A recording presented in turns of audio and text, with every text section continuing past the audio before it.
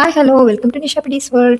ചെടി വളർത്താൻ ഒരുപാട് ആഗ്രഹമുള്ള പക്ഷേ കുറച്ച് സമയം മാത്രമേ ചെടിക്കായിട്ട് കൊടുക്കാൻ പറ്റുള്ളൂ എന്ന് പറയുന്നവർക്ക് പറ്റിയ ഒരു ചെടിയാണ് ഞാൻ ഇന്ന് പരിചയപ്പെടുത്തുന്നത്, കോളിയസ്. അതിന്റെ ഒരു ബ്രൗൺ ആൻഡ് ഗ്രീൻ വെറൈറ്റിയാണ് ഞാൻ ഇന്ന് നിങ്ങൾക്കായിട്ട് പ്ലാൻ ചെയ്യുന്നത്. കഴിഞ്ഞ സീസണിൽ ഒരുപാട് വലുതായി പോയ ഒരു കോളിയസ് പ്ലാന്റിന്റെ 2-3 കട്ടിങ്സ് ഞാൻ വേറൊരു വലിയ പ്ലാന്റിന്റെ താഴത്തായിട്ട് ഞാൻ പ്ലാൻ ചെയ്തിരുന്നു. അതിപ്പോൾ അത്യാവശ്യം വലിയ ചെടിയായിട്ട് വളർന്നിട്ടുണ്ട്. കുറച്ച് ലേറ്റ് ആയി പോയിട്ടുണ്ട് കുഴിച്ചിടാനായിട്ട്. അപ്പോൾ ആ ഒരു പ്ലാന്റാണ് ഞാൻ നിങ്ങൾക്കായിട്ട് മാറ്റി പ്ലാൻ ചെയ്ത് കാണിച്ചു തരുന്നത്. അതിനായിട്ട് മണ്ണിന്റെ കൂടെ കൊക്കോപീറ്റും ചാണകപ്പൊടിയും മിക്സ് ചെയ്തിട്ട് പോട്ടിൽ ഇട്ട് കൊടുക്കുന്നുണ്ട്.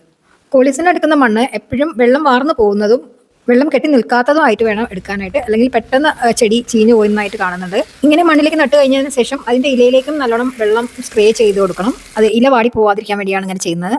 ഈ പ്ലാന്റ്സിന് എപ്പോഴും ഇതിന്റെ ഇലകളാണ് ഭംഗി തരുന്നത്, ലീവ്സ്. ഇതിന്റെ തന്നെ red, pink, yellow, green, maroon, violet അങ്ങനെ ഒരുപാട് കളക്ഷൻസ് ഉണ്ട്. ഇതിനെ നമ്മൾ ഓർണമെന്റൽ പ്ലാന്റ്സ് എന്ന് വിളിക്കുന്നത് വെറുതെ അല്ല, അത്ര ഭംഗിയാണ് ഇതിന്റെ ഇലകൾ കാണാനായിട്ട്. ഇത് കുറച്ച് ദിവസം കഴിഞ്ഞതിന് ശേഷം അത് ബുഷിയായി വളരാൻ വേണ്ടിയിട്ട് അതിന്റെ ടിപ്പ് നമ്മൾ കട്ട് ചെയ്ത് പ്രൂണിങ് ചെയ്ത് കൊടുക്കുകയാണെങ്കിൽ അത് നല്ല തിക്ക് ആൻഡ് ബുഷി ആയിട്ട് വളരും.